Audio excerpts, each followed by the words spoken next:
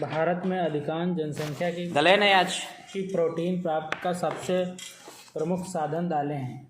यहाँ पर रबी, खरीफ एवं जायद तीनों फसलों के अंतर्गत दाल की कृषि की जाती है। तो रबी, खरीफ और जायद। तो रबी, खरीफ, जायद तीनों में क्या आएगा? दाल आएगा। दाल की आगे खेती है। भारत की प्रमुख दलहनी फसल चना, उड़द, मूंग, मसूर और अरहर हैं। तो इसमें मसूर पर विशेष फोकस करना है जी।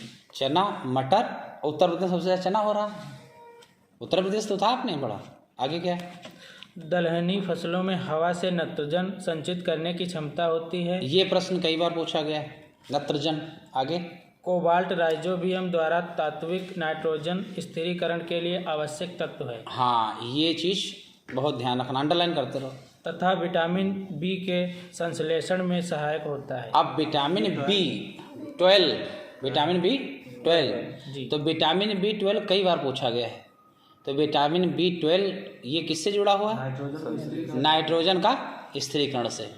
इस पर फोकस करना। आगे भारत में दालों का अत्यधिक उपभोग होने के कारण इनका अग्रणी उत्पादक होने के बावजूद आयात करना पड़ता है। अब आयात अग्रणी है तो पहले आपने देखा था कि जैसे हम लोग उपभोग बहुत करते हैं उपभोग कि नहीं? इससे पहले बात बड़ी यही है कि जनसंख्या सबसे ज़्यादा है, सेकंड लार्जेस्ट। उसके बाद में उपभोग बहुत है। जैसे आपने गन्ना वाला पढ़ा था, जिसके अंतर्गत चीनी देखा था। चीनी उत्पादन बहुत है कि नहीं? खपत भी बहुत है भारत। और खपत भी। इसी तरह से आपने चाय देखा, चाय में उत्पादन बहुत है लेकिन खपत भी बहुत। आगे भारत दलहनी फसलों का मुख्य उत्पादक एवं उपभोक्ता दोनों है। सबसे ज़्यादा उत्पादन भी कर रहा है और उपभोग भी सबसे ज़्यादा है। आगे। कुल दाल के उत्पादन में भारत के बाद म्यांमार का स्थान है। हाँ, भारत के बाद म्यांमार। भारत में वर्ष 2016 से 17 के अनुसार दालों का सबसे बड़ा उत्पादक राज्य मध्य प्रदेश। हाँ, मध्य प्रदेश MP सबसे बड़ा दालों के, क्योंकि वहाँ की ज्योग्राफी भी इस प्रकार की है, तो ये भी कारण है। और इसमें दालें और दालों में सोयाबीन भी तो मध्य प्रदेश है नहीं? दलहनी फसल। और मध्य प्रदेश में सोयाबीन और सोयाबीन में ही सबसे ज़्यादा क्या मिल रहा है? प्रोटीन मिल रहा है। ये चीज़ भी महत्वपूर्ण है। और इस संदर्भ में महाराष्ट्र एवं राजस्थान का क्रमशः दूसरा एवं तीसरा स्थान है। महाराष्ट्र और राजस्थान। तो नंबर 1 पर क्या आएगा? MP। दूसरे नंबर पर महाराष्ट्र। तीसरे नंबर पर राजस्थान। और चौथा स्थान उत्तर प्रदेश का। चौथा स्थान। तो यूपी विशेष से प्रश्न पूछा जा सकता है कि यूपी का स्थान क्या है? भारत के दलहनी फसलों में अरहर का चौथा स्थान महाराष्ट्र का। तीसरा। हाँ, भारत के दलहनी फसलों में अरहर का प्रमुख स्थान है। अरहर का प्रमुख स्थान है। जी। अरहर की फसल के लिए 20 से 25 डिग्री सेंटीग्रेड का तापमान और 40 से 80 सेंटीमीटर की वार्षिक वर्षा उपयुक्त मानी जाती है। इसकी फसल गंगा मैदान के जलोढ़ मिट्टी क्षेत्र से लेकर प्रायद्वीप के काली मिट्टी तक के क्षेत्रों में उगाई जाती है। प्रायद्वीप के काली, और प्रायद्वीप क्या है? कर्क रेखा के नीचे दक्षिण जाएंगे तो वही प्रायद्वीपीय भाग, जिसमें मालवा और दक्कन और छोटा नागपुर का पठार आपको मिल जाएगा कि नहीं मिल जाएगा? तो वही वाला क्षेत्र की बात करता है। आगे क्या है? त्रुटिपूर्ण, अपवाह, जल लगनता एवं पाला फसल के लिए हानिकारक। हाँ, ये चीज़ है। पाला तो विशेषकर आपने देखा होगा कई फसलों के लिए हानिकारक होता है कि नहीं होता? आलू की फसल के लिए और गन्ने के लिए भी है क्या? गन्ने का। और हाँ, और क्या था पाला? आप लोग बता सकते हैं बेहतर तरीके से? क्यों सिद्धार्थ जी बताइए। पाला जो अरहर के लिए जो पत्तियाँ जो है।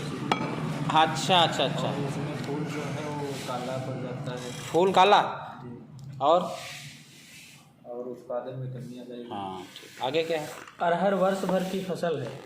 वर्ष भर की फसल अरहर है। 1 वर्ष लगता है। हाँ, 1 वर्ष लगता है। अरहर की उत्पत्ति भारतवर्ष में हुई थी। ये बात ध्यान रखना है।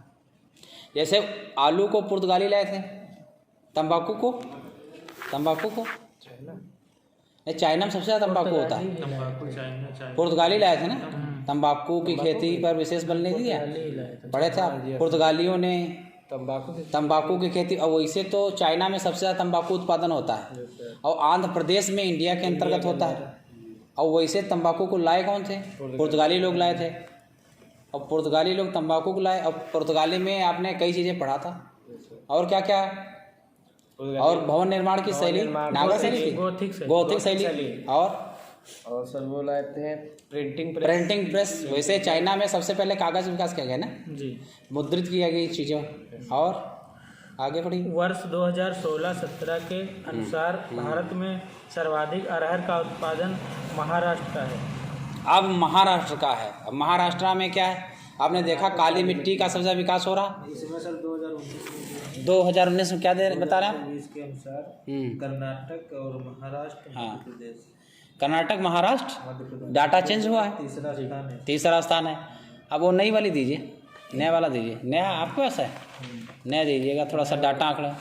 महाराष्ट्र में चूँकि आपने देखा था काली मिट्टी का विकास हुआ, और काली मिट्टी का विकास कैसे हुआ, समीक्षा आकांक्षा बताएं, क्यों, कैसे विस्फोट हुआ, मतलब विस्फोट कैसे, विस्फोट कैसे मतलब ऐसे ही जाइएगा इंटरव्यू में। तो मैग्मा लावा, कैसे मैग्मा लावा भाई, दरारी उद्भेदन हुआ, तो दरारी उद्भेदन के अंतर्गत ही तो देखा गया कि दरारी उद्भेदन से जो मैग्मा लावा था upper layer of the surface फैल गया। अब वही क्या है, वो काली मृदा का क्षेत्र है, और काली मृदा के क्षेत्र के अंदर महाराष्ट्र, और क्या है मध्य प्रदेश का थोड़ा क्षेत्र, गुजरात का थोड़ा क्षेत्र, और आंध्र प्रदेश और तेलंगाना, थोड़ा सा तेलंगाना वाला रीजन, और गुजरात भी है। और इन जगहों पर देखोगे आपको कपास की खेती सब नजर आएगी, प्याज की खेती भी नजर आएगी, संतरा की खेती नजर आएगी, अरहर की खेती, गन्ना, चुकंदर। यही कारण है कि चीनी ज़्यादा हो रही, गन्ना भी है। आगे पढ़ो। मालवीय चमत्कार अरहर की एक प्रजाति। मालवीय चमत्कार, अब ये प्रश्न पूछा जाता है, हाँ, ये फसल की कौन सी मतलब वैरायटी के बारे में पूछा जाता है। तो मालवी पूछा जाए तो किसकी है नस्ल, अरहर की है। आगे क्या है, अरहर की अन्य प्रमुख प्रजातियाँ। अरहर की अन्य प्रमुख प्रजातियाँ अमर, आजाद, बहार, मालवी विकास, MA6, पारस इत्यादि हैं। तो एक बार फिर से पढ़िए, क्या कहा आपने।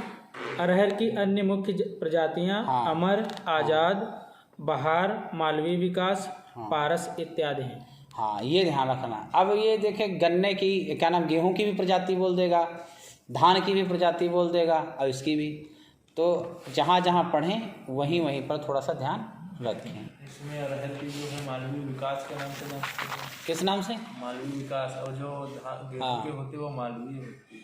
गेहूं की मालवी है और इसकी मालवी विकास है, तो ठीक।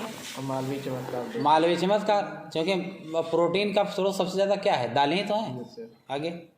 भारत में चना का सर्वाधिक उत्पादन मध्य प्रदेश में होता है। अब देखो, चना का उत्पादन सबसे ज़्यादा कहाँ हो रहा है, मध्य प्रदेश में हो रहा है अभी। फलीदार अथवा दलहनी फसलों में संतुलित उर्वरक का अनुपात 0:1:1 और 1:2:2, 1:2:3 है। इस पर NPK, नाइट्रोजन, पोटाश और पोटेशियम। हाँ, एक बार फिर से पूछ लीजिए क्या है, सिद्धार्थ जी बताएं। Nitrogen, phosphorus, potash. Nitrogen, phosphorus 1, 2, 3 अनुपात भी पूछ देता है, तो ये भी आवश्यक है। आगे क्या है, तो ये कर लिया।